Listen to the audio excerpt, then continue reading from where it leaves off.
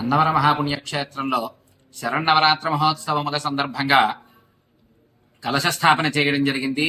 ప్రతిరోజు చండీ సప్తశతీ పారాయణ, నవాభరణార్చన, లింగార్చన, సూర్య నమస్కారములు, బాలా గాయత్రి జపములు, నవగ్రహ జపములు, మూల మహామంత్ర జపములు, కౌమారి, బాల, తర్వాత సువాసిని మొదలగు పూజలు ఉదయం పూట జరుగుతూ ఉంటాయి. సాయంత్రం 4 గంటలకు లక్ష కుంకుమార్చన, నీరాజన మంత్ర పుష్పములు, ప్రసాద వితరణ జరుగుతూ ఉంటాయి. లక్ష కుంకుమార్చనతో పాటు ఇవన్నీ కూడా కార్యక్రమాలు జరుగుతాయి. ప్రతిరోజు కూడా ఇదే విధంగా 9 రోజులు కూడా జరుగుతాయి. దుర్గాష్టమి రోజున చండీ హోమం జరుగుతుంది.